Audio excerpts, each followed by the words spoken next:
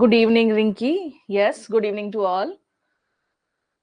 Yes, क्या नाम है इनका? Neha. Okay Neha, good evening. So जल्दी से जुड़ जाइए डियर ऑल स्टूडेंट्स. आप सबका बहुत बहुत स्वागत है उजांक आईएएस में. आप सबका बहुत वेलकम, हार्दिक अभिनंदन आप सभी का. Yes Pawan, good evening. I am fine, मैं एकदम ठीक हूँ और आशा करती हूँ कि आप सब लोग भी बहुत अच्छे होंगे, बहुत बेहतर होंगे. प्लीज एक बार मुझे बता दीजिए, ऑडियो क्लियर है? कहीं कोई दिक्कत तो नहीं है? ऑडियो और video is okay? So please do let me know that audio and video is clear. Good evening जी. कैसे हैं आप सब लोग? एक बार प्लीज मुझे डियर ऑल स्टूडेंट आप लोग ये बता दीजिए कि साउंड ओके है. हाँ, साउंड ओके है, वीडियो ओके है.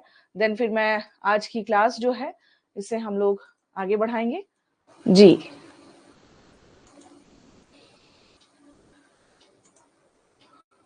हाँ, ओके है, कहीं कोई दिक्कत तो नहीं हो रही है? खूब खुश रहिए और जल्दी से जुड़ जाइए क्लास में आप सब लोग, है ना? तो जल्दी से जुड़िए बिना विलंब किए हुए और आशा करती हूँ कि आप सब लोग बहुत बेहतर होंगे जी. और तब तक कि जब तक आप लोग अभी जुड़ रहे हैं, कनेक्ट हो रहे हैं, तब तक कुछ महत्वपूर्ण बातें आइए हम लोग करते हैं यहाँ पे. ऑल क्लियर है? बहुत बहुत धन्यवाद जी. बहुत बहुत धन्यवाद आप सबका. Yes Tanveer, Anjali, okay.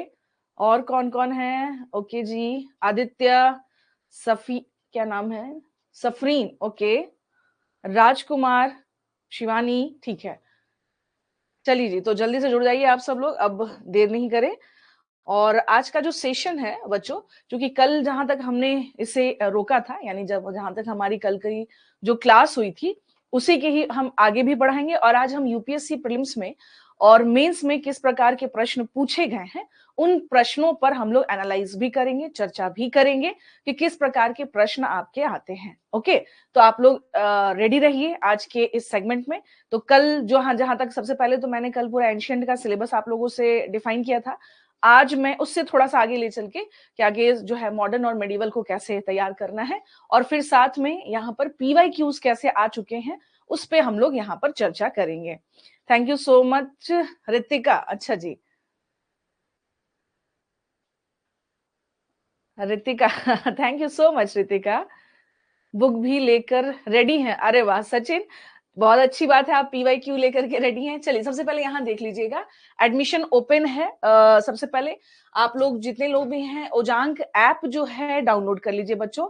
और उजांक सर को अपना आप मेंटोर बना सकते हैं. So best mentor and guide. और जो भी आपकी क्वेरीज है you can ask on this number. आपके जो भी क्वेरीज हैं आप इस नंबर पर पूछ सकते हैं. ओके, अब आइए यहाँ पर एक बार देख लेंगे. इस वुमेन्स डे पर और महाशिवरात्रि पर एक बहुत ही बम्पर ऑफर है आप सभी छात्रों के एडमिशन के लिए. उजांग सर को अपना मेंटोर बनाएं. आप देख सकते हैं यहाँ पर फीस 3 दिन के बाद जो है ये सारी डिटेल आपको दिए हुए हैं. आप इसके लिए उजांक ऐप डाउनलोड कर ले. और प्यारे बच्चों इस नंबर पे आप एक बार कॉल कर लीजिएगा, ठीक है ना? जो भी आपके क्वेरीज होंगे so kindly call on this number. Okay जी, तो आप देख सकते हैं ये ऑफर एक बार देख लीजिए कि ओनली अप्लाई ऑफर है, ओनली फॉर 499 पर मंथ है. और आफ्टर 3 days ये जो फीस है ये बढ़ जाएगा. सो बिना विलंब किए हुए आप लोग जो है इस पे जुड़े. अच्छा, प्रहार बैच के बारे में बहुत सारे बच्चे कल पूछ रहे थे कि मैम ये कौन से बैच में स्टार्ट होने वाला है आपकी क्लासेस और कौन से बैच में होने वाला है, कौन सा बैच है. मैंने बताया भी था कि जो हमारा बैच है इसका नाम है प्रहार बैच. क्या नाम है? प्रहार 2025, ठीक है ना? तो UPSC pre cum mains GS आप देख सकते हैं यहाँ पे. एक कोर्स के साथ 4 कोर्स इसमें ऑलरेडी फ्री है. बैच 4 मार्च से स्टार्ट है, क्योंकि हिस्ट्री आप लोग मेरे साथ जुड़े हुए हैं विद हिस्ट्री. और ईएमआई अवेलेबल है, लास्ट डे ऑफर है, 4 मार्च के बाद फीस इतना हो जाएगा. आप लोग इस क्यूआर कोड से आप यहाँ पर ओजांक ऐप डाउनलोड कर सकते हैं. So this is all about the प्रहार बैच जो है बाइलिंगुअल है. इट्स ओनली अबाउट जो है इसका जो फीस है that is 7,999. So without any delay आप सब लोग जल्दी से ज्वाइन कीजिए. ओके चलिए जी, सभी को गुड इवनिंग रहेगा और जल्दी से जुड़ते हैं. आज हम लोग यूपीएससी प्रीलिम्स मेंस पीवाईक्यू जो है किस तरह से पूछे गए हैं. लेकिन इसके पहले कि मैं इस पर जाऊं, इससे पहले थोड़ा सा कल जो हमने जहां पर अपनी बात रोकी थी उसे मैं थोड़ा सा कंटिन्यू करना चाहती हूँ. हाँ, उसे मैं चाह रही हूँ कि उसे थोड़ा सा कंटिन्यू करूं क्योंकि वो जरूरी है और वो आपके लिए बहुत ज्यादा जरूरी है. क्यों? क्योंकि है क्या कि एक बार आपके पास सिलेबस अगर डिफाइन हो गया तो फिर आपको यहाँ पर बहुत ज्यादा चिंता करने की जरूरत नहीं होगी. ओके तो चलिए आते हैं हम लोग यहाँ पर। सबसे पहले देखेंगे, कल हमने एंशियंट पे बात कर लिया था बच्चों। आज जो हमारा डिस्कशन होगा वो होगा हमारा किसके ऊपर? तो आज का जो डिस्कशन रहेगा बेसिकली यहाँ, एक मिनट रुक जाइए। हाँ चलिए, अब आते हैं यहाँ पर। सबसे पहले हम लोग बात करेंगे मेडिवल हिस्ट्री को लेकर के, मध्यकालीन भारत।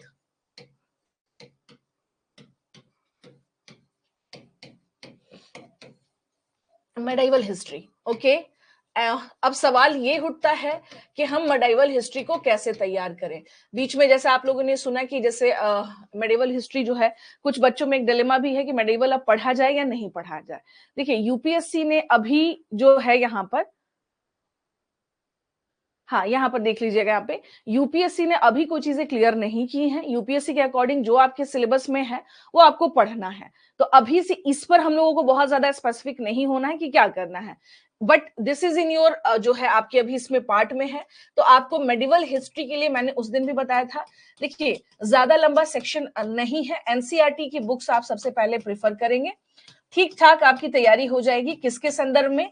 ये प्रीलिम्स और एज वेल एज मेंस के संदर्भ में, प्रीलिम्स प्लस मेंस के संदर्भ में, ठीक है ना। आपके मेन एग्जाम के संदर्भ में ये क्या हो जाएगा, आपका ये रेडी हो जाएगा। अब सवाल ये उठता है कि इसमें हम टॉपिक कौन सा कवर करें, है ना। विच टॉपिक, आप कौन से टॉपिक को लेकर चले जहां से आपके प्रश्न आ रहे हैं। तो अभी जो यूपीएससी का ट्रेंड चल रहा है, as per the latest trend of the UPSC, तो आपको यूपीएससी के अप्रोच को देखना है ना। यूपीएससी के ट्रेंड एनालिसिस अगर आप करते हैं क्वेश्चन को, आप सबके पास पीवाईक्यू होगा। जिसके पास पीवाईक्यू है, कुछ आपने ऑब्जर्व किया है कि यूपीएससी में मेडिवल से प्रश्न कहां से आ रहे हैं? हाँ जी ज्योति, गुड इवनिंग, हेलो सभी को। जो बच्चे लेट आए हैं सभी को हेलो, सभी को गुड इवनिंग। अब आप लोग मुझे सबसे पहले ये बताइए कि आप में से जितने बच्चे आप लोगों ने ऑब्जर्व किया है कि मेडिवल में प्रश्न आ कहां से रहे हैं? राजकुमार,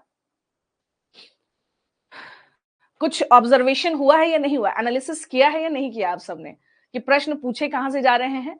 तो देखिए मेनली जो प्रश्न पूछे जा रहे हैं ना यहाँ पे, आर्ट एंड आर्किटेक्चर, नहीं, तरुण, क्या नाम है, Tanu, yes Tanu, art and culture या art and architecture, basically that is the part of art and architecture. लेकिन अगर हम लोग इसके संदर्भ में अगर बात करते हैं रिगार्डिंग यूपीएससी में मेडाइवल का जो सेगमेंट है, यहाँ पर जो प्रश्न आपके पूछे जा रहे हैं वो बेसिकली मुगल एडमिनिस्ट्रेशन से प्रश्न ज्यादा बन रहे हैं। किससे? प्रशासन से। थोड़ा सा इस अप्रोच को आप चेक करें, है ना, प्रशासन, एडमिनिस्ट्रेशन। अब जैसे लाइक मनसबदारी क्या है, ओके, प्रशासन का मतलब क्या हो गया? अब यहाँ पर जैसे मैं, रुकिए मैं आपको इसमें थोड़ा सा डिफाइन कर देती हूँ। फॉर एग्जाम्पल अगर मैं बात करूं, क्वेश्चंस कहां से आ रहे हैं, ठीक है जी। अब इस क्वेश्चन में हम क्या देखेंगे, तो व्हाट वी कैन सी, यहां पर आप देखेंगे प्रशासन से प्रश्न बन रहे हैं, एडमिनिस्ट्रेशन। अच्छा, टेक्नोलॉजी से इनके प्रश्न आ रहे हैं, तकनीक से प्रश्न पूछे जा रहे हैं कि भाई बताइए इसमें क्या इनके क्या तकनीक थे। उसके अलावा अगर मैं बात करूं तो आप देखेंगे कि यहाँ पे टर्मोलॉजी से भी प्रश्न पूछ दिए जा रहे हैं। Terminology, so basically what is that? शब्दावली, शब्दावलियां। अब जैसे मान लीजिए आपसे एक प्रश्न पूछ दिया गया कि मुगल के टाइम पीरियड में हुंडी क्या होता था। एक शब्द आपसे पूछा गया कि बेसिकली व्हाट इज हुंडी। देखा होगा आप लोगों ने प्रश्न, जिसके जिसके पास भी पीवाईक्यू रखा हुआ है, ठीक है ना। प्रश्न मैं आपको क्वेश्चन बता रही हूं कैसे पूछेगा प्रीलिम्स में। हुंडी क्या होता है? अच्छा, पूछा गया आपसे कि मुगल के टाइम पीरियड में रहट क्या होता था, व्हाट इज रहट, ठीक है जी। ये एक तरह से क्या है। अब जैसे मान लीजिए, अब मैंने अभी आपसे बताया कि प्रशासन में लाइक मनसबदारी सिस्टम, मनसबदारी, जागीरदारी, लाइक जमींदारी, ये इस तरह के जो इनके जो प्रशासन का जो एक पैटर्न रहा है, वहां से आपके प्रश्न जो है वो पूछे जाते थे, है ना। अगर आप देखेंगे यहाँ पे, हाँ, उसके अलावा अगर बात करेंगे सिस्टम, मैंने अभी आपसे क्या कहा, एडमिनिस्ट्रेटिव सिस्टम से प्रश्न पूछे जा रहे हैं, लाइक इक्ता सिस्टम, कि भाई इक्ता सिस्टम क्या है, इक्ता व्यवस्था थी क्या, है ना। तुर्काने चहलगानी, व्हाट इज दैट, वो क्या था, तुर्काने चहलगानी होता क्या था इस टाइम पे। तुर्कान ए चिहलगानी।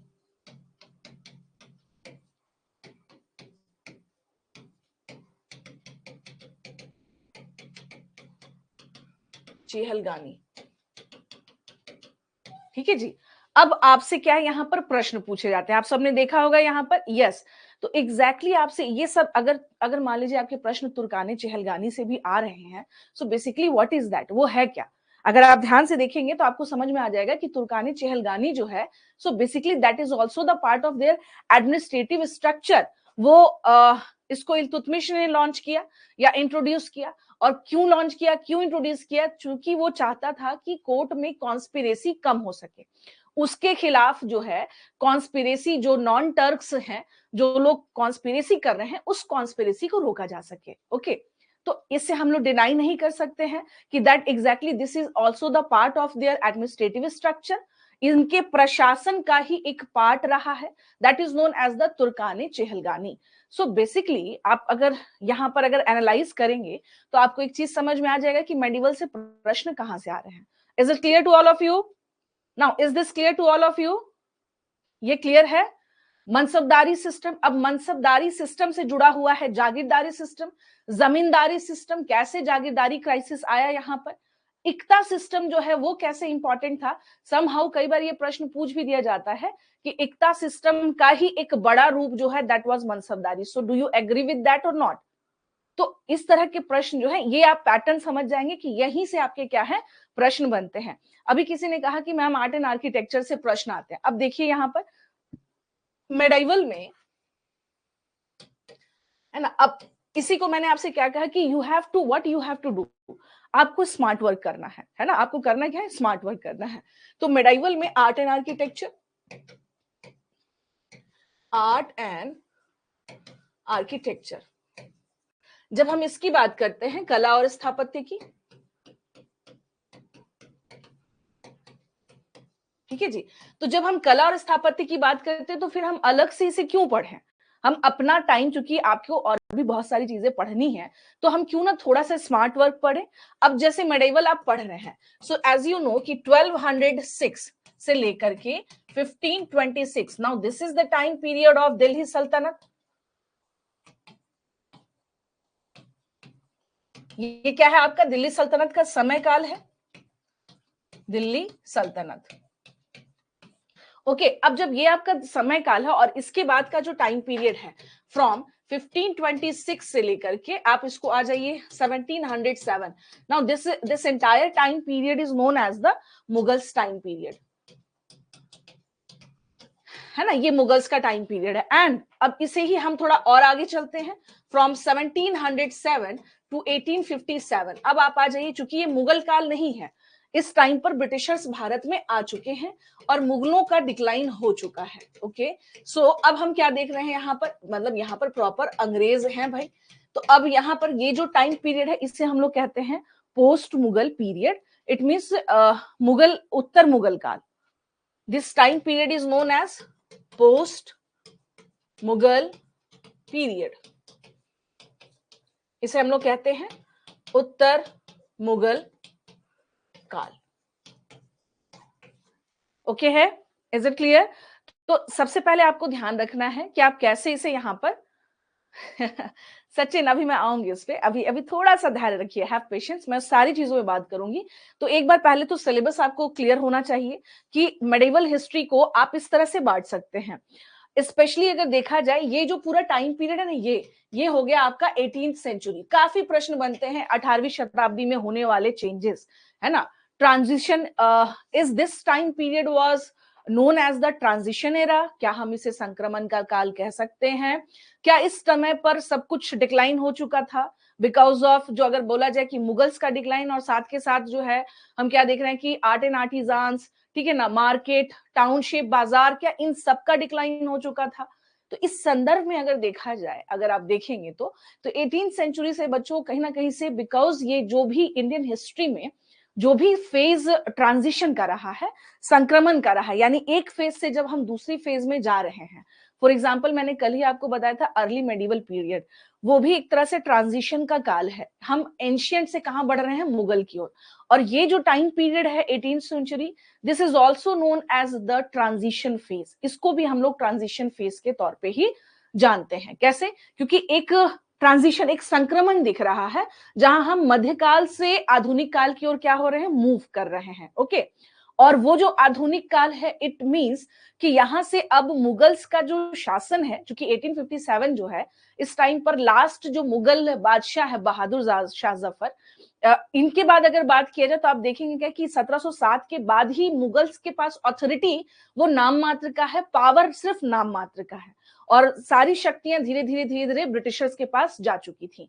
तो ये आपको ध्यान रखना है कि now this is basically, yes Anjali, so basically this is the structure.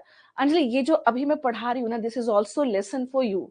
ये आप सबके लिए लेसन ही है कि कैसे आप हिस्ट्री जो पढ़ रहे हैं, क्योंकि देखिए कुछ बच्चे कहते हैं कि मैम इतना टफ कैसे होगा, इसको जब तक आप समराइज करके एक बार 1 से 2 दिन बेशक लगे, इसको आप पूरे सिलेबस समझ में आ जाएगा, पीवाईक्यू समझ में आ जाएगा, तो फिर आपको समस्या नहीं आएगी। तो अभी यहां तक अंजलि आप लोगों को क्लियर है, अंकिता, कि लाइक यहां से क्या है कि ये टाइम पीरियड आपको ध्यान रखना है, ये दिल्ली सल्तनत का टाइम पीरियड है, ये मुगल्स का टाइम पीरियड है, और ये जो है यहाँ पर हम क्या देख रहे हैं, ये 1707 से 1857। Now this is the time period of, ये रहा आपका पोस्ट मुगल पीरियड, जब उत्तर मुगल काल हम लोग देख रहे हैं। एक चीज और आपको थोड़ा सा ध्यान रखना है, वो ये है कि मुगल्स के टाइम पीरियड पे ही आफ्टर बाबर, बाबर के बाद आप देखेंगे क्या, और हुमायूं के बीच में एक ट्रांजिशन और दिखता है। अब वो ट्रांजिशन क्या है, एक बार मुझे बताएंगे आप लोग? हाँ, ये आप लोग जो है ना रजिस्टर पे इसको प्लीज नोट डाउन कर लीजिए, क्योंकि आपके पास ना एक माइंड मैप मैं जो आपको यहाँ पर बना के दे रही हूँ, basically this is the mind map, और basically you can say that this is the road map of history also, ठीक है ना। तो ये डेफिनेटली वर्क करेगा आपके लिए, कल को आप जरूर कहेंगे कि मैम इसने मुझे काफी हेल्प हुआ इससे। शेरशाह सूरी का टाइम पीरियड आ रहा है, बिल्कुल सही है, संजीत ने भी आंसर दिया है। तो एक अपनी इंफॉर्मेशन के लिए आप ध्यान रखिएगा, क्योंकि 1526 में बाबर आ चुका है, ठीक है ना, और 30 तक आप देखेंगे, उसके बाद जो है बाबर वर्सेस हुमायूं चल रहा होता है। तो एक थोड़ा सा ये ट्रांजिशन तो नहीं कहेंगे, एक ऐसा फेज भी आता है जिसमें अफगानों के हाथ में शासन जाता है ना, किसके हाथ में, अफगान के। और ये कौन है, तो ये 1540 से लेके 45 तक का जो टाइम पीरियड है, this is the time period of Shershah Suri, Shershah Suri, Sur dynasty. और इस बीच में आप देखेंगे क्या कि यहां पर जो है शेरशाह सूरी वर्सेस हुमायूं यहां पर चल रहा होता है। पूरी तरह से मुगल अभी भी एस्टैब्लिश्ड नहीं हुए हैं, ये ध्यान रखिएगा। After the death of Shershah Suri, उसके बाद ही हुमायूं यहाँ सेटल डाउन हो पाया, अदरवाइज इसके पहले ये स्थिति नहीं थी। बिकॉज हमेशा क्या दिख रहा है आपको, कॉन्फ्लिक्ट का कंडीशन दिखाई दे रहा है। किसके किसके बीच कॉन्फ्लिक्ट का कंडीशन दिख रहा है, between Shershah Suri and Humayun. So that's why यहां पर भी एक आपको छोटा सा, मतलब अगर आप प्रॉपर वे में कहें तो एस्टेब्लिशमेंट अकबर के समय से ही दिखाई देता है, ठीक है ना। मुगलों का जो एस्टेब्लिशमेंट हो रहा है during the time period of Akbar, ये ध्यान रखिएगा। तो ये आपके सामने एक मैप है, और इस तरह से आपको बनाना है। अब चलिए, इसमें यहां तक सबको क्लियर है?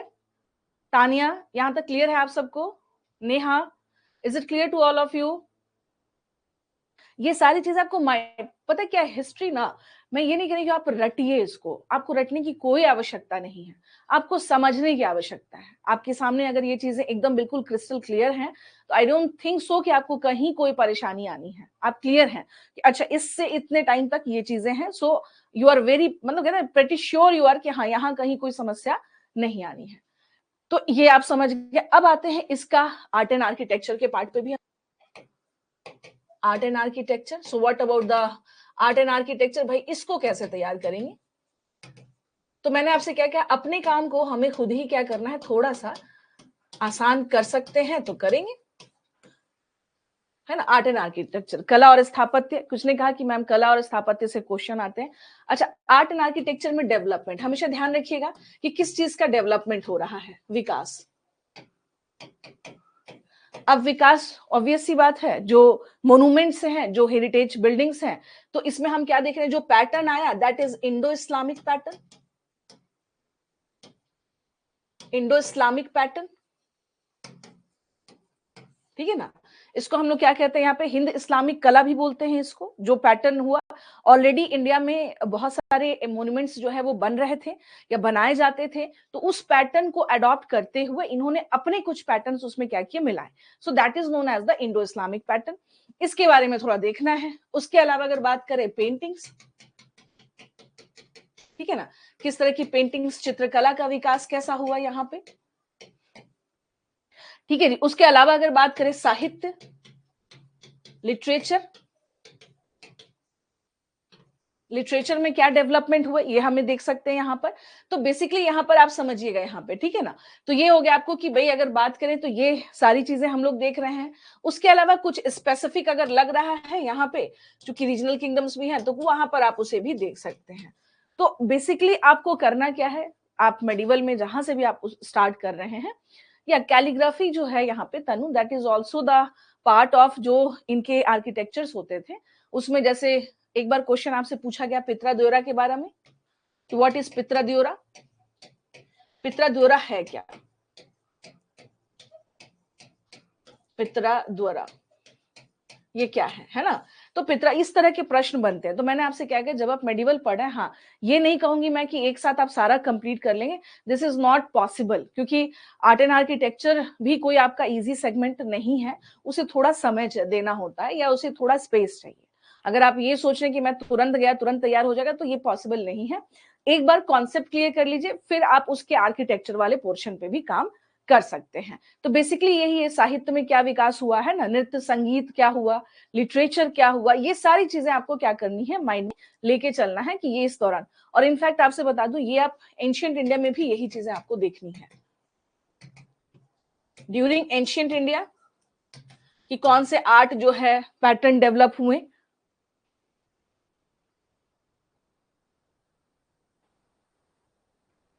सुहानी, थैंक यू सुहानी। ठीक है जी, तो ये आप लोगों को क्लियर है। तो ये थोड़ा सा देखिए, इसके लिए क्या है, अब एक साथ क्या है ना, चूंकि आर्ट एंड आर्किटेक्चर भी एक थोड़ा सा अलग लेवल की चीजें हैं, वहां से प्रश्न आते हैं आपके, और उसको हम लोग हल्के में नहीं ले सकते हैं, है ना।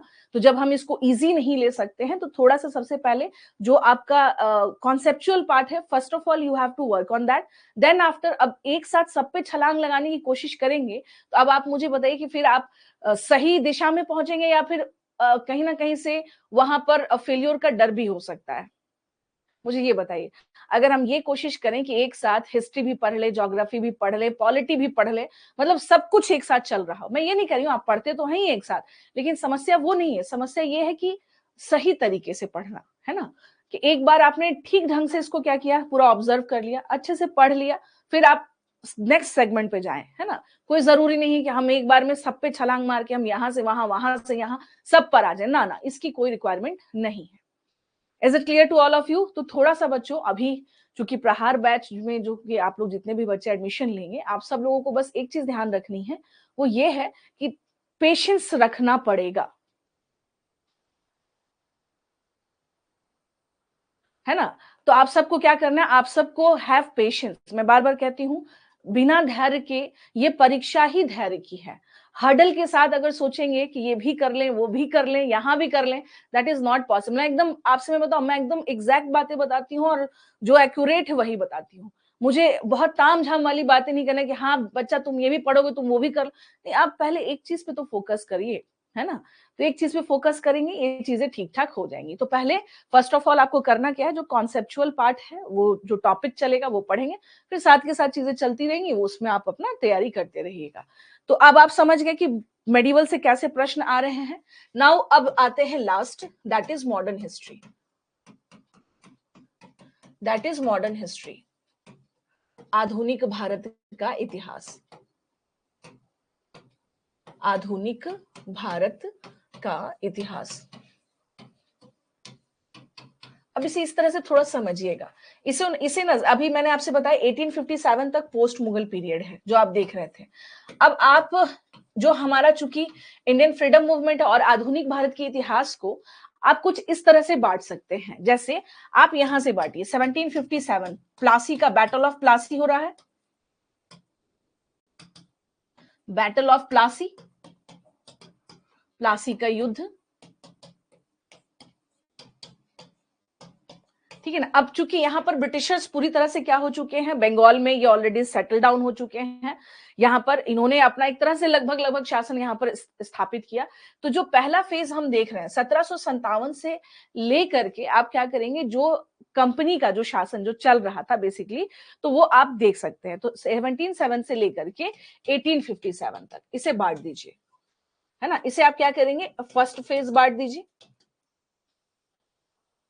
चूंकि अंग्रेजों के लिए पहली बार जो विद्रोह हो रहा है बड़े स्तर पर, हालांकि पीजेंट्स रिवोल्ट हो रहे थे ऑलरेडी, लेकिन अगर हम लोग बात करें तो हम लोग क्या देख रहे हैं कि इस पूरे टाइम पीरियड में क्या क्या चेंजेस हुए, है ना। अलग अलग जैसे रीजनल डायनेस्टीज का इमर्जेंस हो रहा है, तो क्या कंपनी शासन ने कुछ एफर्ट्स लिया था क्या कि हाँ यहाँ पे कुछ सुधार किया जाए। इसी दौरान बड़े बड़े फेमाइन आए, अकाल पड़े, बट इसमें ब्रिटिश सरकार ने किसी तरह का कोई पहल नहीं किया। शिक्षा के संदर्भ में आप देखेंगे कुछ कुछ चेंजेस देखने को मिल रहा है, ठीक है ना। उसके अलावा अगर हम लोग बात करें तो हम लोग क्या देख सकते हैं कि अलग अलग लाइक यूनिवर्सिटी एस्टैब्लिशमेंट को लेकर के, वर्नाकुलर लैंग्वेजेस को लेकर के, प्रेस एक्ट अलग अलग आ रहे हैं कि किस तरह से यहाँ पर धीरे धीरे जो है प्रेस एक्ट ला करके जो लोगों के विचार थे उसे सप्रेस करने की कोशिश की गई। तो आपको इस चीज को क्या करना है, समझना है कि आप इसको बांट दीजिए फेज में। आप यहां से यहां तक, चूंकि कंपनी का शासन यहां पर होता है समाप्त, कहां, 1857 तक, ओके। अब उसके बाद आप जो सेकेंड फेज में आएंगे तो आपका जो सेकेंड फेज होगा बच्चों, अब सेकेंड फेज क्या है, चूंकि 1857 से लेकर के आप इसे ले जाइए 1905 तक, 1905 तक, ठीक है ना, 1905 तक। तो ये आपका क्या होगा, आप इसको बांट देंगे तो आपके लिए और इजी हो जाएगा, ठीक है जी। तो 1905 भारत का पहला जो मूवमेंट जिसमें बड़े स्तर पर भारतीयों की सहभागिता रही, इनफैक्ट महिलाओं ने पहली बार बड़े स्तर पर अपना पार्टिसिपेशन दिखाया यहाँ पर फॉर द फर्स्ट टाइम। तो ये कौन सा मूवमेंट था यहाँ पर, स्वदेशी मूवमेंट, यानी हमने अखिल भारतीय स्तर पर एक आंदोलन चलाया एंड दैट वाज बहुत ही ये सक्सेसफुली चला। इनफैक्ट भारत के जितने भी मूवमेंट रहे इसके बाद, इंडियन फ्रीडम मूवमेंट जो हमारा रहा, इंडियन फ्रीडम मूवमेंट के जितने भी मूवमेंट रहे उन सब में स्वदेशी हमेशा ही एक विषय बना रहा, स्वदेशी हमेशा प्रायोरिटी पर रहा। सो दैट्स वाई हम क्या देख रहे हैं कि 1857 से लेके कैसे कैसे चीजें चेंज हो रही हैं और 1905 तक आते आते क्या सिनेरियो बन रहा है। इसलिए मैंने कहा 1905 क्योंकि इसी टाइम पर मॉडरेट और एक्सट्रीमिस्ट जो है वो भी आपको डिवीजन दिख जाएगा, जिसमें कि आप कह सकते हैं गरम दल और नरम दल, मॉडरेट एंड एक्सट्रीमिस्ट।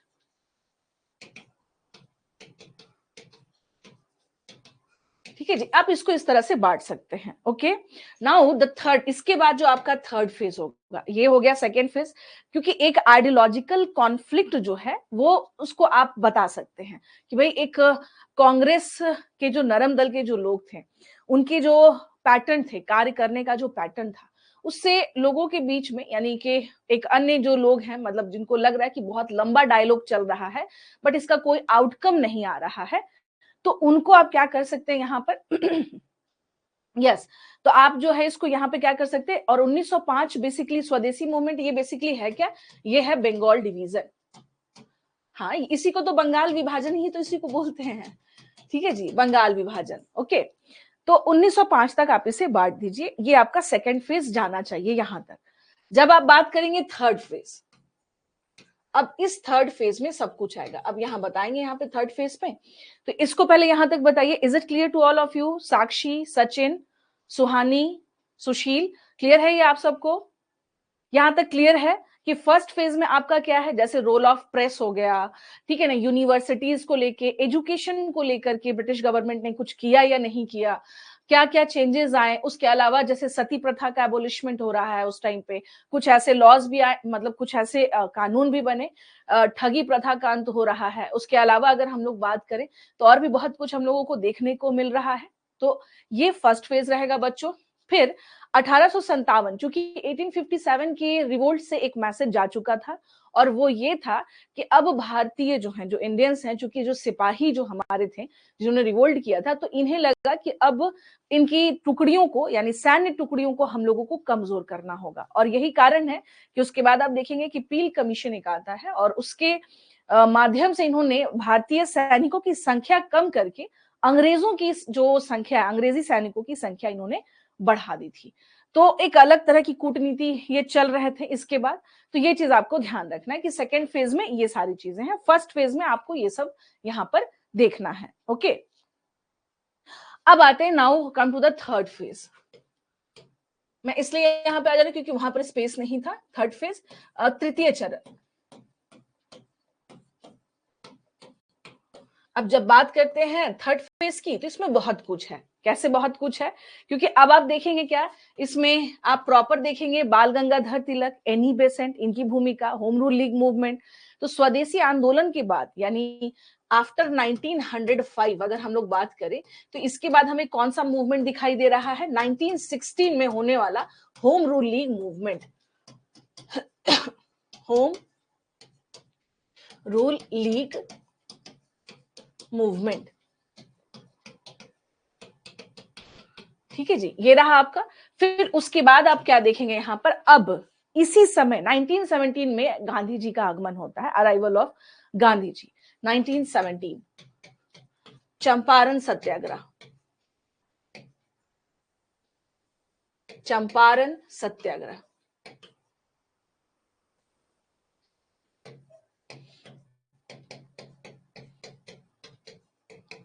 ठीक है जी।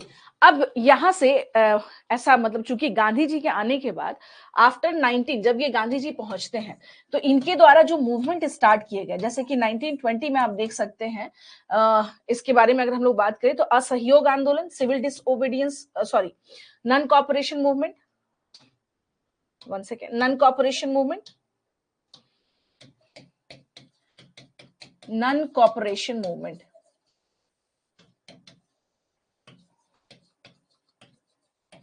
इसे कहेंगे हम लोग असहयोग आंदोलन, असहयोग आंदोलन, ठीक है। अब चूंकि ये जो फेज है ना, आप ध्यान से देखिएगा, लगभग 1917 से लेकर के अब कब से कब तक मैं आपको बता देती हूँ, लगभग 1930 तक, 1930 तक, ये पूरा फेज माना जाता है किस नाम से? गांधीयन एरा, गांधी युग कहा जाता था। गांधी जी की आंधी चली है यहाँ पर इस समय पर। तो एक बार इसे यहाँ पर देख लीजिएगा कि जब गांधी जी पहुंचते तो इसके बाद लगातार गांधी जी के द्वारा क्या किया गया है, बड़े बड़े मूवमेंट चलाए गए। अब उसके बाद सविनय अवज्ञा आंदोलन, सविनय अवज्ञा आंदोलन,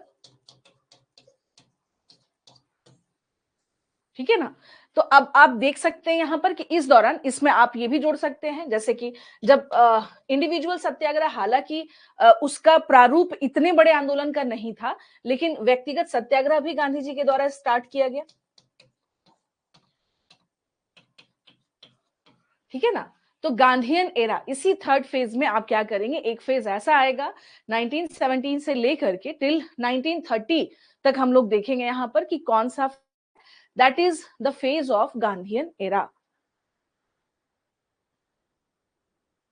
गांधी जी पहुंच तो गए थे यहाँ पर, लेकिन गांधी जी से जो है गोपाल कृष्ण गोखले जी, जो उनके गुरु रहे थे, उनके राजनीतिक गुरु रहे थे, उन्होंने उन्हें एडवाइस दिया था कि अगर भारत को समझना है तो भारत को पहले घूमिए, भारत को देखिए, उसके बाद ही आप भारत के अंतरात्मा को समझ पाएंगे, ठीक है ना। तो भारत दर्शन, इनफैक्ट आपको बता देती हूँ कि यूपीएससी में आप देखेंगे जब आपका सिलेक्शन हो जाएगा, तो आफ्टर दैट आपको भी लबासना जब आप पहुंचते हैं, तो उसके बाद आपको भी भारत दर्शन पर ले जाया जाता है, क्योंकि आप all India service, civil services की तैयारी कर रहे हैं, आप भारत के किसी भी हिस्से में आपकी पोस्टिंग हो सकती है, इसीलिए भारत दर्शन आपको कराया जाता है कि पहले भारत को समझिए, है ना, इंडिया को जानिए।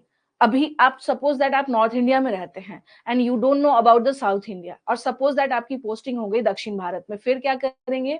हाँ, आपको तो कुछ भी नहीं पता, ना उनके कल्चर के बारे में पता है, ना तो उनके जो वहां पर जो उनकी संस्कृति क्या है, कुछ भी नहीं पता है।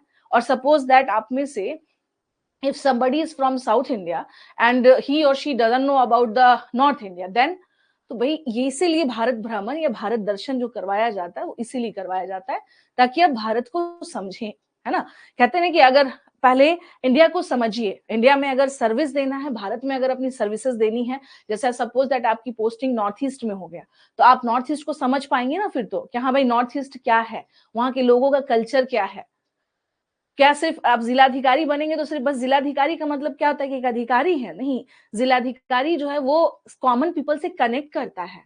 आप पब्लिक सर्विसेज में जा रहे हैं, so you have to connect with the local also. बिना लोकल से कनेक्टिविटी के आप कैसे उनके साथ, और या उनके लिए भी आप कहाँ से बहुत अच्छे बन पाएंगे, ये बताइए। तो आपको उनके प्रॉब्लम्स को सुनना होगा, समझना होगा, और उनके जो भी उनका जो कल्चर है, उनके यहाँ की जो महत्वपूर्ण बातें हैं, उसे आपको जानना होगा। यस, बिल्कुल, टाइम आपको नहीं मिलने वाला है। हाँ, आप आईपीएस हो गए तो आपको पता करना होगा ना कि भाई यहाँ पे कैसा है, क्या कंडीशन है। आप आईआरएस, मान लीजिए ठीक है, चलिए आप आईएएस बनते हैं, आईपीएस बनते हैं, आपको जहां पे भी सर्विसेज दी जा रही है, जो भी अलग स्टेट है, तो आपको उस स्टेट के बारे में जानना पड़ेगा ना। बिल्कुल, तो पब्लिक सर्विसेज है, अखिल भारतीय लोक सेवा, भूलिएगा मत कि आपके सर्विसेज में लोक सेवा जुड़ा हुआ है। लोक, इसी लोक का मतलब होता है क्या? जन सेवा। आपको जन सेवा करनी है लोगों की, तो जन जो है इनसे जुड़ेंगे कैसे, कनेक्ट कैसे होंगे हम? जब तक इनके बारे में जानेंगे नहीं, सो हाउ वी कनेक्ट। इसीलिए तो यूपीएससी ने आर्ट एंड कल्चर जोड़ा है। अब समझ में आई बात कि why UPSC added art and architecture and art and culture in your syllabus. समझ में आई बात कि भाई यूपीएससी को आखिर आखिर यूपीएससी ने आपके टॉपिक में आर्ट एंड कल्चर जोड़ा क्यों?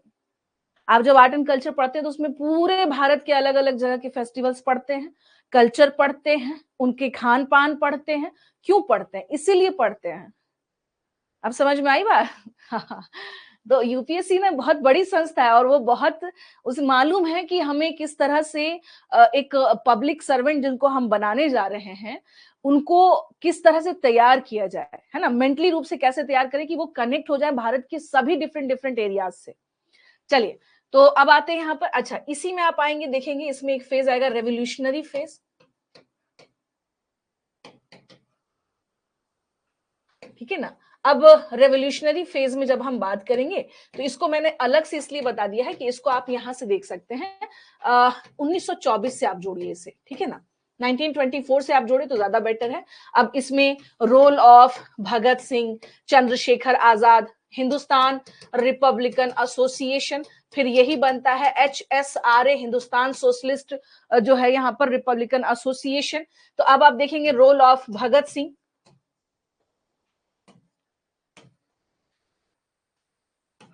सिंह, चंद्रशेखर आजाद,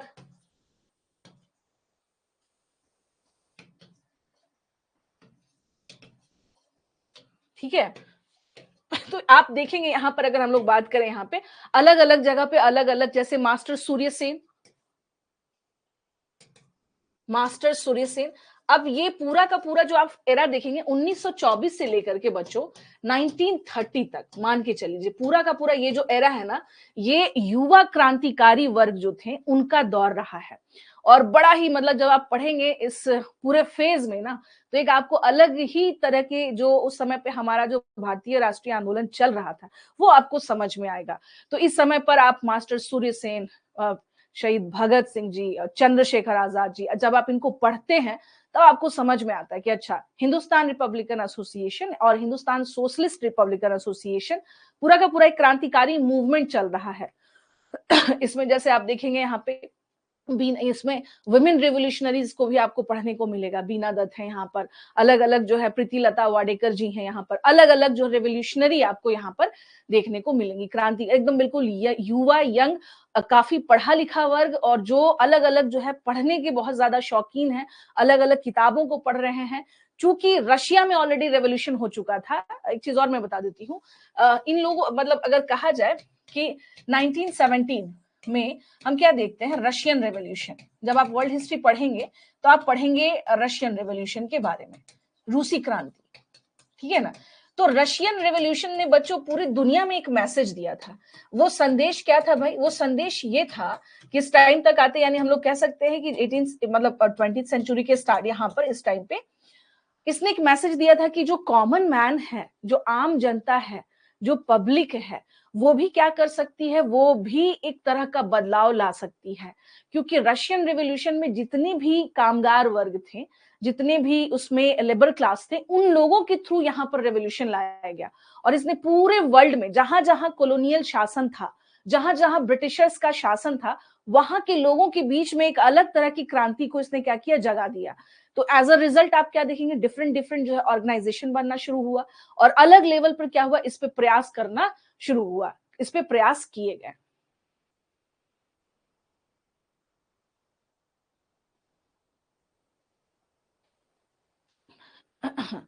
बिल्कुल। और पढ़िएगा, शहीद भगत सिंह जी की है कि यहाँ पर आप उनकी इन लोगों की जो बायोग्राफी है, इनकी जो किताबें हैं, पढ़िए, जरूर पढ़िए।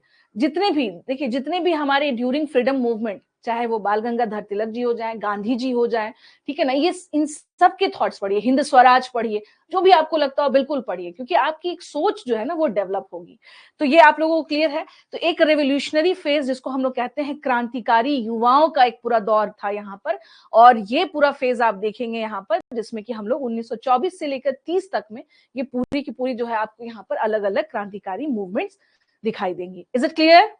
इसलिए देखिए, मैं आपको अलग से भी चीजें बता दे रही हूं कि यहाँ पर क्या है। क्लियर है? Now is this clear to all of you? हाँ जी, यहां तक क्लियर है आप सबको? कहीं कोई समस्या तो नहीं है समझने में? साक्षी? हाँ, प्लीज अगर मैं पूछूं तो जरूर जवाब दे दिया कीजिए, ताकि मुझे पता चले कि भाई आप लोग सुन रहे हैं, ऐसा तो नहीं ना कि कोई इश्यूज आ रहा है क्लास में। चलिए, तो अब देखते हैं यहाँ पर। उसके बाद जैसे मैंने 1930 तक आपको बताया था, 1930 के बाद आप देखेंगे क्या कि राउंड टेबल कॉन्फ्रेंस होना शुरू हो जा रहा है। Round table conference Indian history में ये एक बड़ा ही महत्वपूर्ण समय माना जाता है। कैसे? इसको कहते हैं हम लोग गोलमेज सम्मेलन। गोलमेज सम्मेलन। अच्छा, ये क्यों इंपॉर्टेंट है? क्योंकि अब तक ब्रिटिशर्स भारतीयों से बात करना सही नहीं समझते थे, है ना। उन्हें लगता ही नहीं था कि इंडियन से बात किया जाए। But for the first time Bharat में जो रिवोल्यूशनरीज घटनाएं घटने लगी, अब मूवमेंट होने लगे, for the first time Britishers को राउंड टेबल कॉन्फ्रेंस कराना पड़ा। और इसका रीजन क्या था? इसका रीजन ये था कि यहाँ पर इंडियंस के साथ इन्होंने पहली बार बातचीत शुरू की। और इसी का आउटकम आप क्या देखेंगे, 1935 का government of India act, Bharat सरकार अधिनियम जो आता है, 1935 का जो एक्ट है, ये इसका आउटकम है। बिकॉज लास्ट जो राउंड टेबल कॉन्फ्रेंस है, उसी में फ्रेमवर्क तैयार हो चुका था, किसका? जो है आप 1935 के एक्ट का। तो अब समझिए यहाँ पे, यानी अब पेपर वर्क शुरू हो रहा है, फिर इलेक्शंस हो रहे हैं। रोल ऑफ सुभाष चंद्र बोस आप देखेंगे, जब त्रिपुरी संकट होता है, तो फिर उसके बाद से सुभाष चंद्र बोस जी का फॉरवर्ड ब्लॉक, उसके बाद इनके भारत से बाहर जो है, इनके द्वारा जो है हम क्या देखेंगे, आजाद हिंद फौज की स्थापना करना। तो ये जो पूरा दौर है 1930 से, अब इसको आप यहां से बांट दीजिएगा, 1930 से लेकर के 47 में होने वाली महत्वपूर्ण घटनाएं।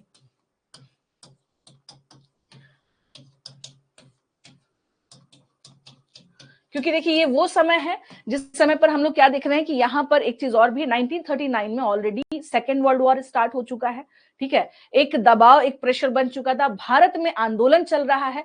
भारत के साथ साथ भारत के बाहर भी हम क्या देख रहे हैं कि जो क्रांतिकारी हैं उनके द्वारा आंदोलन चलाया जा रहा है। तो कहीं से भी आंदोलन अब जो है इतना ज्यादा दबाव बन चुका था इनके ऊपर कि फाइनली जब 1940 तक आते आते, ये ध्यान रखिएगा, 1940 तक आते आते क्या हो चुका है यहाँ पर, अब अंग्रेजों ने एक तरह से कि अब हम कब हम इंडिया छोड़कर जाएंगे, अब उस पर बातचीत होनी शुरू हो चुकी थी। तो 1940 से लेकर के 47 तक आप देखेंगे, ये जो पूरा दौर है, इस दौरान अलग अलग मिशन आ रहा है, बातचीत चल रही है, डायलॉग्स हो रहा है, और फाइनली जो है यहाँ पर जो है भारतीय स्वतंत्रता अधिनियम जो पारित होता है, और उसके बाद 1947 में हम क्या देखते हैं, आजाद होते हैं। क्लियर है? तो इस तरह से आप क्या करेंगे, अपना रोड मैप मॉडर्न हिस्ट्री का आप तय कर लेंगे कि इस तरह से आपको क्या करना है, तैयार करना है ना? क्योंकि देखिए मॉडर्न हिस्ट्री में कई बार जो है, खास तौर से अगर मैं बोलूं आपसे, तो इंडियन फ्रीडम मूवमेंट बहुत ज्यादा इंपॉर्टेंट है। 1857 से भी प्रश्न बनते हैं। कई बार जो मैंने आपसे बताया कि ब्रिटिशर्स का जो टाइम पीरियड था, during the time period of britisher what type of development, किस तरह के कुछ डेवलपमेंट हुए या नहीं हुए, तो अगर आप ऐसे बांट कर पढ़ेंगे ना, लाइक कि वहां पर क्या क्या चेंजेस हुए, यहाँ क्या चेंजेस हुए, तो आपको ना तो पढ़ने में कभी दिक्कत होगा और ना ही आपको समझने में दिक्कत होगी। ठीक है ना? तो ये पूरा टाइम पीरियड आप बांट दीजिए डायलॉग्स में, मतलब एक तरह से मिशन, कमीशन, ये सब चल रहा है यहाँ पे, अलग अलग मिशन आ रहे हैं। क्योंकि देखिए एक चीज समझिए, 1942 तक आते थे, 1942 तक आते थे, भारत का जो अंतिम सबसे बड़ा मूवमेंट था, that was quit India movement. Bharat छोड़ो आंदोलन तक जाते जाते जो है, अंग्रेजों की स्थिति, चूंकि अब समझिए, अब हम क्या कह रहे हैं, हम कह रहे हैं भारत छोड़ो, क्विट इंडिया, अब जाओ, है ना? तो now in we are in that condition, अब हम उस स्थिति में थे, तो इसीलिए कहा गया था कि भाई अगर अंग्रेजों के ऊपर दबाव इतना पड़ चुका था कि ये कहा जाने लगा, अन्य देशों ने कहा कि अगर आप नहीं छोड़ेंगे तो आप वहां से निकाले जाएंगे। अब आप समझिए कि करना क्या है। तो अंततः यही हुआ कि फिर इन्होंने अलग अलग कमीशन बनाने शुरू किए और उसके बाद डायलॉग्स जो है वो शुरू हुआ, बातचीत शुरू हुई। Now is it clear? तो यहीं से क्या है बच्चों, आपके प्रश्न पूछे जाते हैं, यहीं से आपके पैटर्न है, और इसी तरीके से आपको पढ़ना है, यही पैटर्न रखना है, इसी तरह से आपको पढ़ना है, और इसी तरह से आपको अपने जो है अपना एक रोड मैप जो मॉडर्न हिस्ट्री का, आपको इसी वे में आगे ले जाना है। या is it clear to all of you? बड़े बड़े जो भी मूवमेंट है उसको एक जगह जो है आपको क्या करना है, ध्यान रखना है। लेकिन ऐसा नहीं कि अचानक सिर्फ मूवमेंट हुआ, मूवमेंट के पहले की परिस्थितियां क्या थी, इस दौरान कौन कौन से जो है अगर कहा जाए कि इलेक्शंस भी हुए, प्रोविंशियल इलेक्शंस हुए, उसके क्या इंपॉर्टेंस थे, ठीक है ना? जैसे हाँ, तो ये सब चीजें आपको थोड़ा सा क्या करनी है, ध्यान रखनी है कि किस तरह से आगे करना है। कहीं आपको कोई प्रॉब्लम नहीं आएगी। मैंने आपसे क्या कहा, प्रॉब्लम तब आती है, अब जैसे देखिए यहाँ पर देखेंगे कुछ कुछ प्रश्न, जैसे हम लोग मेंस का प्रश्न देखते हैं एक सेकंड के लिए, यहाँ देखिएगा। आइए चलते हैं कुछ पीवाईक्यू पे, चलते हैं, हम लोग बात करते हैं। अभी खत्म नहीं हुई है क्लास बच्चे, थोड़ा सा देख लीजिएगा यहाँ पर। थोड़ी सी चीजें मैं आपको बताना चाह रही हूँ कि अगर आप ठीक से पढ़ते हैं तो आपको कहीं कोई दिक्कत नहीं आएगी। जैसे ये पहला प्रश्न है आपके सामने, ये पूछा गया है आपको यूपीएससी मेंस के 2019 में, ये प्रश्न आया है, देख लीजिएगा। प्रश्न क्या है बच्चों, यहाँ पर देखेंगे जरा कि प्रश्न है क्या। गांधाराई कला में मध्य एशियाई और यूनानी बैक्टीरियाई तत्व को उजागर कीजिए। Highlight the central Asian and Greco Bactrian elements in the Gandhara art. अब ये बेसिकली दिस क्वेश्चन, मैं थोड़ा सा क्वेश्चन पे आपसे डिस्कस करने वाली हूं।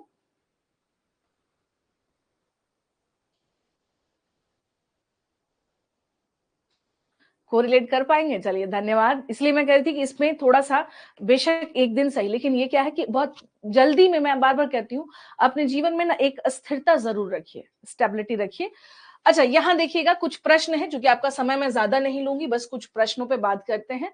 बेसिकली ये प्रश्न है आर्ट एंड कल्चर का, ठीक है ना, art and culture. Gandhara art के बारे में देखिए बहुत टफ नहीं है, चीजें आपको समझना है। अच्छा, ये भी भारतीय कला विरासत का संरक्षण वर्तमान समय की आवश्यकता है, चर्चा कीजिए। अब मुझे एक बात बताइए, इन प्रश्नों को देख करके आपने ये देखा, ये 2018 में पूछा गया है बच्चों, यूपीएससी के मुख्य परीक्षा में। एक दो प्रश्न और आपको दिखा देती हूँ। क्या आप इस विचार को कि गुप्तकालीन सिक्का शास्त्रीय कला की उत्कृष्टता का स्तर बाद के समय में नितांत दर्शनीय नहीं है, किस प्रकार सही सिद्ध करेंगे? How do you justify the view that the level of excellence of Gupta numismatic art is not at all noticeable in later times? देखिए, गुप्त काल, और ये कब पूछा गया है, 2017 में ये प्रश्न पूछा गया है। आपको बताऊं, ये पूरे प्रश्न ना कॉन्सेप्ट बेस्ड हैं। मेंस के अगर कॉन्सेप्ट आप अच्छे से, अब मैं यही बात यहाँ पर आपसे बोलूंगी यहाँ पे।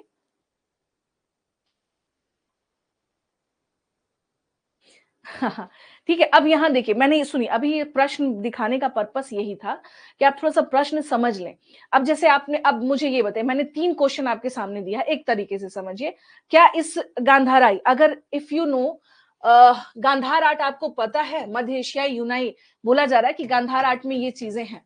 जब आप आर्ट एंड कल्चर पढ़ेंगे तो गांधार आर्ट के बारे में आपको बेहतर तरीके से पता चल जाएगा, क्योंकि जो आर्ट फॉर्मेशन जो बनाया गया है इसमें गौतम बुद्धा वैसे नहीं दिखते हैं जैसे हमारे यहाँ इंडियन आर्ट एंड आर्किटेक्चर में बनाए गए हैं।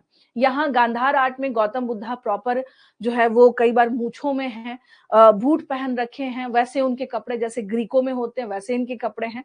तो ये चीजें आपको थोड़ा सा ध्यान रखनी है। अंतर ये बेसिकली जब आप पढ़ रहे हो ना तो आपको क्या करना है कि आपको डिफरेंशिएशन करना आता हो कि हम अंतर कैसे करें, है ना। अगर आपके पास आप अच्छी खासी समझ है तो आप मथुरा आर्ट से जोड़ करके इसको बता सकते हैं। मथुरा आर्ट प्रॉपर जो है वो इंडिजिनस आर्ट है, वो भारतीय आर्ट है, और यहाँ के मथुरा आर्ट में यहाँ का पूरा पैटर्न विजिबल होता है। तो ये पूछा गया था आपसे, जो कि बस आपको समझना। मैंने आपसे क्या कहा, एक प्रश्न है, ये आप देखेंगे तो एंशिएंट हिस्ट्री का भी है, ये प्रश्न आपका एंशिएंट हिस्ट्री का है और कल्चर का भी हो सकता है, वर्तमान समय की आवश्यकता है। अब मुझे एक बात बताइए, बिल्कुल इसको कंटेम्पररी से या करंट से जोड़ा है या नहीं जोड़ा इस प्रश्न को? प्रश्न तो आपको लग रहा होगा कि अरे ये प्रश्न तो इतिहास इसका एंशिएंट हिस्ट्री का है ना।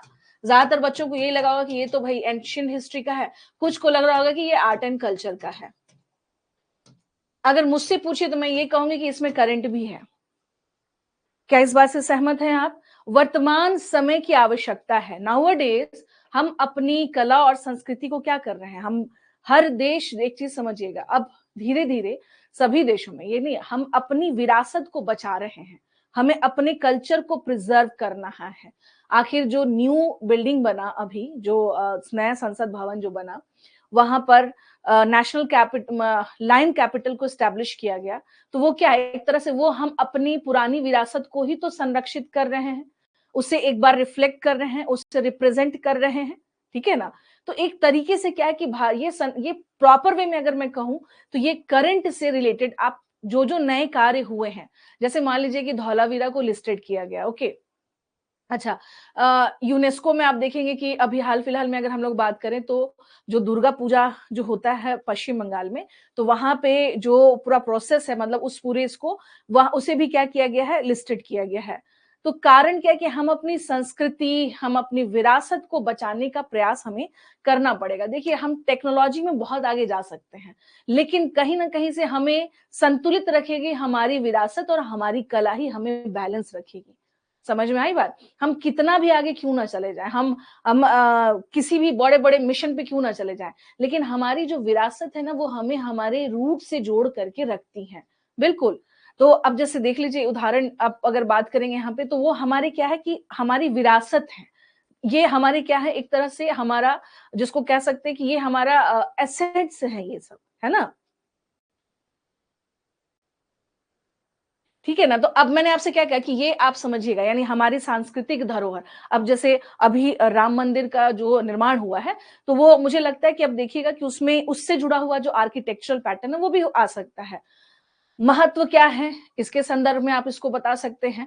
तो कला जो है, आप समझिएगा, कला के संदर्भ में, अच्छा कैसे एक साथ ये नागर शैली को रिप्रेजेंट कर रहा है या फिर ये द्रविडियन शैली को रिप्रेजेंट कर रहा है, पूरे भारत में अलग अलग जगह जो मंदिर का पैटर्न है, ये कहीं ना कहीं से क्या उसे रिफ्लेक्ट कर रहा है या नहीं कर रहा है। तो इस तरह की चीजें आपको क्या करनी है, ध्यान रखनी है। अब चलिए, गुप्तकालीन, मैंने आपसे क्या कहा था कि गुप्त काल जो है ये अपने स्वर्ण काल कहते हैं, इसे हम लोग क्या कहते हैं, गोल्डन एरा।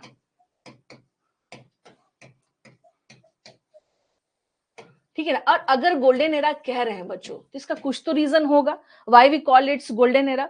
तो साहित्य पे काम हुआ, सारी चीजों पे काम हुआ। इसमें ये बोला जा रहा है कि जो सिक्के इसके बाद बनने लगे, उसमें लगातार निरंतर वो बातें नहीं दिखी, क्योंकि अब आप बता सकते हैं, इसमें कुछ चीजें मैंने कल ही एंशिएंट हिस्ट्री में डिस्कस किया था कि गुप्तकाल के बाद पॉलिटिकल अनस्टेबिलिटी आ जाती है। अब मुझे एक सिंपल सी बात बताइए कि जहां राजनीतिक अस्थिरता आती है, क्या वहां पर कला पर बहुत काम हो पाएगा क्या? अनस्टेबिलिटी, अगर राजनीतिक रूप से क्या है, यहाँ पर अस्थिरता है, तो क्या इसके बाद कला पर बहुत फोकस कर पाएंगे क्या? बताइए आप सब लोग। नहीं कर पाएंगे, ऑब्वियस सी बात है। अगर पॉलिटिकल अनस्टेबिलिटी वाली स्थिति अगर आती है, तो कहीं ना कहीं से हम बहुत ज्यादा, we are not focused on art and architecture, cultural pattern, ये सारी चीजों का डिक्लाइन होता है। गुप्त काल का पतन हो रहा है, इट मीन्स कि उसके साथ साथ जो भी चीजें बन रही थी, जो साहित्य में बहुत ज्यादा काम हुए, वो भी कहीं ना कहीं डिक्लाइन के कंडीशन में गए होंगे, ठीक है ना। तो एक तरह से ये क्या है, ये आपको सिद्ध करेंगे। अब आप ये भी समझिएगा, यूपीएससी तो चाहता ही है आपसे कि आप जाकर के सिद्ध करके आ जाए। अब जैसे बहुत सारे स्टूडेंट क्या करेंगे कि यस ऐसा हुआ था, आप सिद्ध कर देंगे कि हाँ इस समय पर काफी जो है जो सिक्के जो हैं जो बनते थे उसमें डिक्लाइन दिख रहा है। लेकिन ऐसा तो नहीं है कि शासन चल नहीं रहा था, ऐसा तो नहीं कि सम्राट हर्षवर्धन का काल नहीं आया था, ऐसा तो नहीं कि इस टाइम पे राष्ट्रकूटाज गुर्जर प्रतिहाराज और पालास का टाइम नहीं था। तो एक चीज समझिए, ये आपकी अपनी समझ है, जा करके हु बहू लिख देना यस मैं मानता हूं इस चीज को, yes I agree with this, तो ये एक बहुत बड़ी भूल हो जाएगी आपकी। आप समझ पा रहे हैं सचिन कि क्या यहाँ पर आप लोगों को करना है? जो सिद्ध करने, आपको बैलेंस अप्रोच रखना है। अब जाकर के ये सिद्ध करके मत आ जाइए कि हाँ पूरी तरह से गिरावट ही गिरावट था। बैलेंस अप्रोच है ना, उसकी आवश्यकता है। आप बताएंगे कि ऐसा नहीं है, जैसे कहा जाता है कि मौर्यंस का डिक्लाइन हुआ, तो क्या मौर्यंस के डिक्लाइन के बाद सब चीजें खत्म हो गई थी, सारी चीजें समाप्त हो गई थी? नो, पॉलिटिकली कंडीशन भी एक्टिव था, चीजें चल रही थी, इकोनॉमी रन हो रही थी। तो ये आपको समझना है, ये सिद्ध करने के लिए कह रहे हैं, लेकिन आपको अपना क्या करना है यहाँ पर, you have to apply your brain. क्या आपको देखिए 150 शब्द है और 150 शब्द में एकदम नपा तुला, मैं जो आपसे बोलती हूँ ना यही बात है कि सोच के रखना है कि कितना हमें इसमें चीजें रखनी है, क्या क्या बातें हमें ऐड ऑन करनी है। अगर आप इस बात से पूरी तरह से सहमत हो गए कि यस ऐसा था, तो फिर एक यूपीएससी जो आपसे आपकी जांच करना चाहता है आपके माइंड के लेवल का कि आप कैसा अप्रोच है। आपको पता है इसके यूपीएससी के जो भी प्रश्न आप देखेंगे ना, that is basically completely approach based question होते हैं मेंस में भी। और अप्रोच बेस्ड का मतलब वही होता है कि यूपीएससी ये देखना चाहता है कि आपका अपना अप्रोच क्या है। यस, इसमें आप दो तर्क दे सकते हैं, सकारात्मक और नकारात्मक, और बैलेंस अप्रोच के साथ जो है यू हैव टू कंक्लूड। एक बेहतर अप्रोच के साथ ही आप उसको क्या करेंगे, कंक्लूड करेंगे, तभी आप एक बेहतर आंसर दे पाएंगे। और तभी चेकर को भी ये लगेगा कि अच्छा जो हमारी रिक्वायरमेंट थी वो जो है इस बच्चे ने, इस स्टूडेंट ने उसे फुलफिल किया है।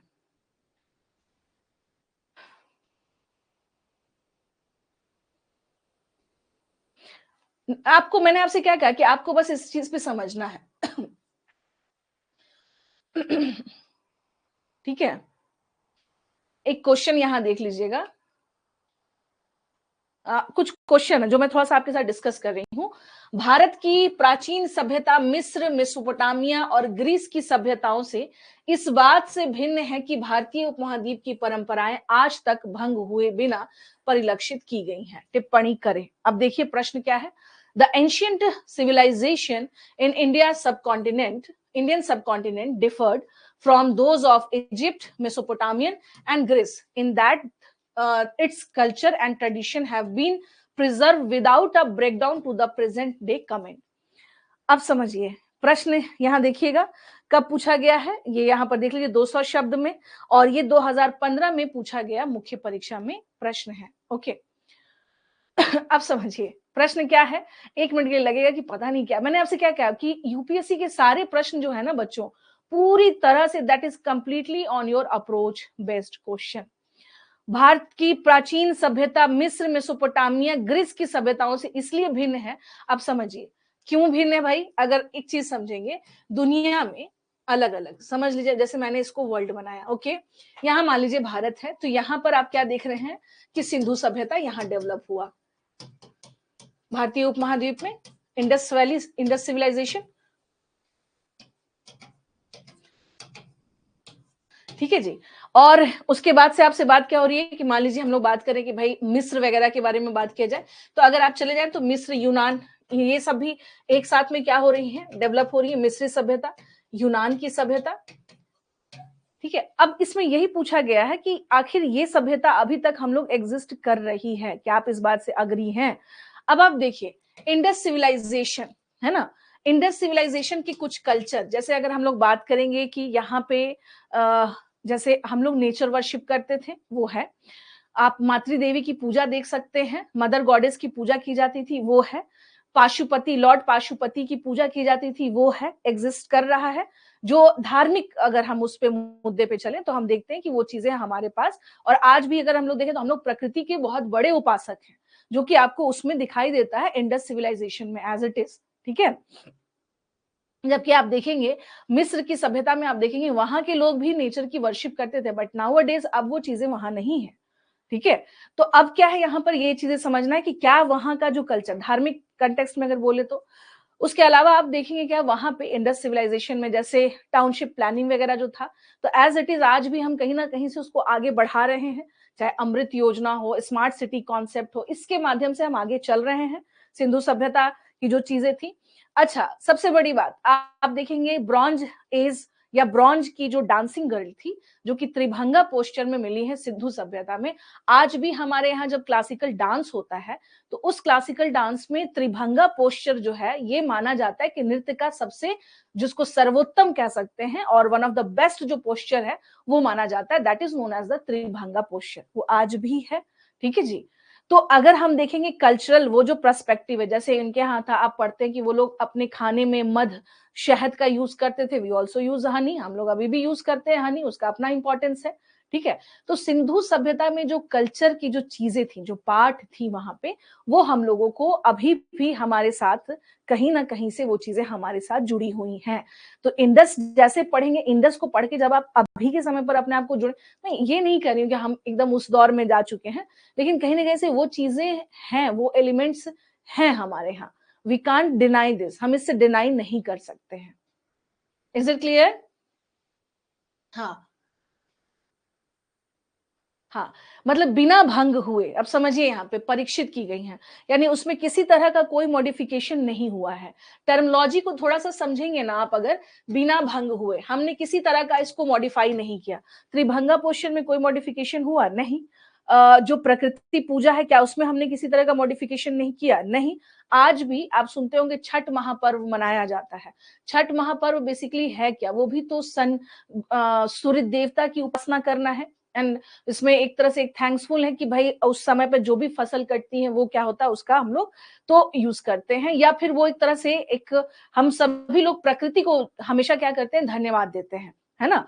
इनफैक्ट इंडिया में जो टेम्पल्स बनाए गए हैं, जिसमें सन टेम्पल के कॉन्सेप्ट बहुत ज्यादा है। सन जो है, माना जाता है कि हमारे एग्जिस्टेंस का एक बहुत बड़ा कारण जो है वो सूर्य देवता है। ठीक है ना, वो सन है। दैट्स वाई कहीं ना कहीं से वो चीजें आज भी हैं। ठीक है, तो ये चीजें समझिएगा, यानी ये चीजें हमारे कल्चर में आज भी एज इट इज बनी हुई है ना, और बिना भंग हुए। जो सबसे बेस्ट बात ये है कि बिना भंग हुए। जी, तो अभी इस बात से अब आप लोगों को समझ में आ रहा होगा, तो आप इसको बहुत बेहतर ढंग से क्या कर सकते हैं, जोड़ सकते हैं। And the best part is that कि ये 200 वर्ड में है। 200 वर्ड में, इसमें देखिए मैंने आपसे क्या किया कि कहीं कुछ भी रटना नहीं है। जितनी आपकी समझ है ना, उस बेस पे आपको इसको आगे ले जाना है ना। इस बेस पे इसे क्या करना है, आगे आपको ले जाना है। अब मिस्र जो है, इजिप्ट आधुनिक इजिप्ट है। मेसोपोटामिया अगर आप देखेंगे, आधुनिक इराक जो है वो मेसोपोटामिया वाला, दजला फरात नदी के किनारे ये सिविलाइजेशन डेवलप हुआ था, और इसने दुनिया को बहुत कुछ दिया था। लेकिन आज के समय पर इस सभ्यता की सारी बातें लगभग लगभग क्या हो गई हैं, लुप्त हो गई हैं। लेकिन स्टिल इंडस सिविलाइजेशन की चीजें आज भी कहीं ना कहीं से एग्जिस्ट कर रही हैं, है ना। आज भी जब वाटर लॉगिंग के इश्यूज आते हैं इंडिया में, कि बंगलुरु में पानी आ गया है ना, या मुंबई में पानी की मतलब वाटर लॉगिंग हो गया, पानी से ब्लॉकेज हो गया, तो हम लोग देते हैं एग्जांपल कि हम लोग अभी तक इंडस वैली सिविलाइजेशन के जैसे तकनीक डेवलप क्यों नहीं कर पाए हैं, है ना। Why we don't have that type of technology, है ना, जो कि एग्जिस्ट करता था कब, ड्यूरिंग इंडस वैली सिविलाइजेशन। लेकिन हम अभी भी कहीं ना कहीं से हम लोग सोचते हैं कि हमारी तकनीक उस समय कहा जाए तो आज के हिसाब से उस समय पर वो काफी ज्यादा अच्छे और बड़े लेवल पे या बहुत ही उन्नत थे वो अपने तकनीक में। ठीक है ना। तो इस तरीके से आप इसको क्या करें, दिस इज कंप्लीटली, मेरी बात समझिएगा, ये पूरी तरह से क्या है आपका कंप्लीटली जो क्वेश्चन है वो क्या है आपको, जिसको आप कह सकते हैं कि ये पूरी तरह से, अगर मैं बोलूं यहाँ पे, तो ये क्या है यहाँ पर एक तरह से ये कह सकते हैं आप इसको कि पूरी तरह से अगर मैं बोलूं तो आपका कॉन्सेप्ट बेस्ड क्वेश्चन है। Now is it clear to all of you? Mains में हाउ टू अप्लाई, कैसे अपने अप्रोच को हम अप्लाई करेंगे। अप्लाइड एक चीज समझिएगा, this is all about your applied knowledge. आपका अप्लाइड नॉलेज कैसा है। जैसे अचानक से रैंडमली आपने खूब पढ़ा है आपने, लेकिन आपसे रैंडमली जब क्वेश्चन पूछा जाता है तो आप किस तरह से उसे डील करते हैं, इट्स मैटर, ये मैटर करता है। एक क्वेश्चन थोड़ा सा हम लोग चलते चलते देख लेते हैं। भारत की यात्रा करने वाले वेन्सांग ने तत्कालीन भारत की सामान्य दशाओं और संस्कृति का वर्णन किया है। इस संदर्भ में कौन सा कथन जो है सही है। ठीक है, तो ये बेसिकली जब आप पढ़ते हैं चाइनीज ट्रेवलर्स के बारे में या फॉरेन ट्रेवलर्स, तो ये बताते हैं कि सड़क और ये जो है नदी मार्ग में लूट मार से पूरी तरह से सुरक्षित थे। अपराधों के लिए दंड का प्रश्न है, ठीक है ना। व्यापारियों को नौघाटों और नौ जो है ना उस पे शुल्क देना पड़ता था। तो ये एक तरह से ये प्रश्न जो है, आप जितना देखिए, सिंपल सी बात मैंने आपसे क्या कहा कि आप जितना इसको पढ़ेंगे आपका कॉन्सेप्ट उतना ज्यादा ही क्या होता जाएगा, बिल्डअप होता जाएगा। तो थोड़ा सा क्या करना है, इस तरह के प्रश्न पूछे जाते हैं। कई बार जो है यहाँ पर क्वेश्चन से डर जाते हैं स्टूडेंट, वो हिंदी में इंग्लिश में नहीं था इसलिए मैंने इधर। अब जैसे यहाँ पे भी देख लीजिए, सिंधु सभ्यता के लोगों का सही चित्रण करता है कौन सा। आप देख सकते हैं कि इनके विशाल महल और मंदिर होते थे, है ना। ये यहाँ पर क्या है कि देवताओं और दोनों की पूजा करते थे। ग्रेट जो है दे वर्शिप्ड मोल जो है देवियों है, देवियों और देवताओं की पूजा करते थे। युद्ध में घोड़ों द्वारा खींचे गए रथों का प्रयोग करते थे। अब देख लीजिए, क्वेश्चन बहुत डिफिकल्ट नहीं है। अगर आपको मैं बोलूं तो आपको खुद समझ में आ जाएगा कि ये प्रश्न जो है किसी भी तरह से कोई भी डिफिकल्टीज नहीं है। क्या होना चाहिए इसका आंसर बताइए जरा। हाँ जी, इसका क्या आंसर होना चाहिए। अब ज्यादा समय नहीं लूंगी मैं आपका। हाँ जी बताइए।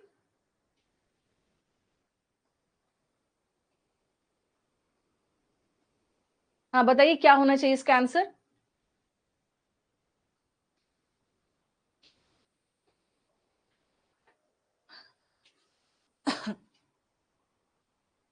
ये देवी और देवी जो है देवताओं की पूजा किया करते थे। यहाँ पर देखेंगे बिल्कुल सही है। अभी मैंने आपसे क्या कहा, विशाल महल और मंदिर होते थे, नहीं ये तो पूरा तरह से सिटाडेल होता था जिसमें इनके रहने का। तो देखिए ये जो प्रश्न है ना, जैसे मैं आपको एक सिंपल सी बात कर रही हूँ कि इनके रहने का जो एस्टेब्लिशमेंट है, इनकी धार्मिक आस्था जो है उसके बारे में है, और इनके द्वारा प्रयोग किए जाने वाले जो कन्वीनियंस जो होते थे, जो उसके बारे में ये प्रश्न है।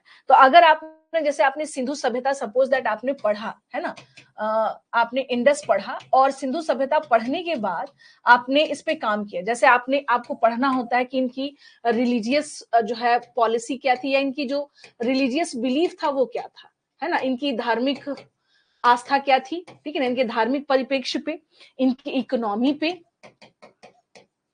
ठीक है, इनके सोशल जो कल्चर है उस पे, सामाजिक स्थिति क्या थी। इसलिए कहा जाता है कि जब भी आप पढ़ें इन सब चीजों पे फोकस जरूर करें, ठीक है ना। तो क्लियर कट है, ये आपको समझ में आ रहा है कि हाँ ये एक तरह से क्या है कि पूरा का पूरा इसी सेगमेंट से पूछा गया प्रश्न है। Is it clear now, is it clear to all of you.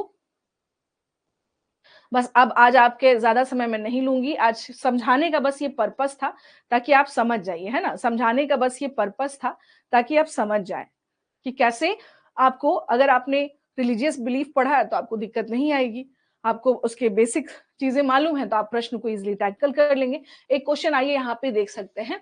Consider the following statement regarding Harappan technology and crafts. हड़प्पाई लोग हथियार बनाने के लिए केवल लोहे का इस्तेमाल करते थे। Harappans used only iron to make weapons. Harappans practised bead making. हड़प्पाई लोग जो है यहाँ पर नाव बनाने का कार्य करते थे, बीट नहीं बोर्ड मेकिंग, ठीक है। Harappans were aware of potter's wheel. हड़प्पाई लोग कुम्हार के चाक के बारे में जानते थे। अब बताइए इसमें से कि कौन सा करेक्ट है। जी देख लीजिए, ये लास्ट प्रश्न है। हाँ जी ये देख लीजिए, बताइए जरा इसमें से क्या है, क्या होना चाहिए आंसर।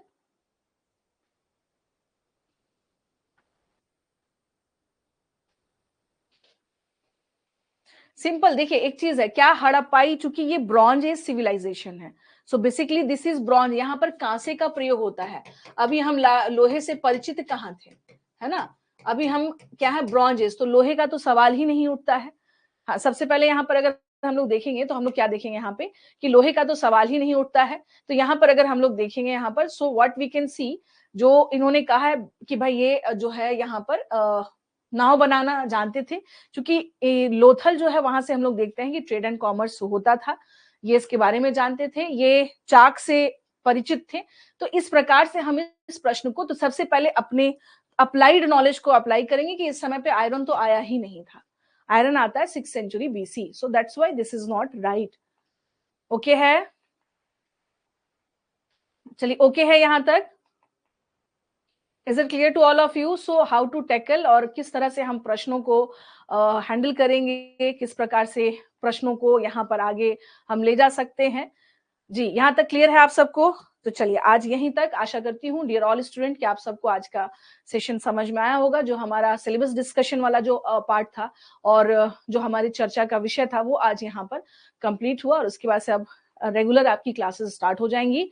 तो अब आप लोग जो है यहाँ पर हाँ, जुड़िए आप सब लोग, और बाकी हम लोग फिर मिलते हैं। और एक चीज और है, प्रहार बैच के बारे में थोड़ा देख लीजिएगा आप सब लोग। रुक जाइए, हाँ जी, आज का सेशन अगर अच्छा लगा होगा तो जुड़िए क्लास से आप लोग, प्रहार बैच से जरूर जुड़े, मैं यही कहूंगी आप सबसे। हाँ, मैं यही कहूंगी आप सबसे कि प्लीज जो है कनेक्ट विथ अस इन प्रहार बैच। और यहाँ पर मैं इतिहास जो है, इतना तो मैं जरूर कह सकती हूँ कि इतना सरल जरूर बना दूंगी कि आपको दिक्कत नहीं आएगी, ना तो प्रीलिम्स में और ना ही कहीं मेंस में। सो दिस इज, अब ये आपके ऊपर है कि आप ज्वाइन करें और इतिहास की यात्रा जो है मेरे साथ चले, और अपनी इस यात्रा को और थोड़ा सा क्या करें, इजी बनाए और बेहतर बनाए, ठीक है ना? तो चलिए, बहुत बहुत धन्यवाद प्यारे बच्चों, अपना ध्यान रखिए, मिलते हैं फिर हम लोग। और इस बैच से जुड़िए, और आशा करती हूँ कि अब तक में जो हमारे सेगमेंट्स चला उससे आप संतुष्ट होंगे। So thank you so much to all of you, जुड़े रहिए, बने रहिए। धन्यवाद, अपना ध्यान रखिए, टेक केयर। ओके जी, ओके, धन्यवाद।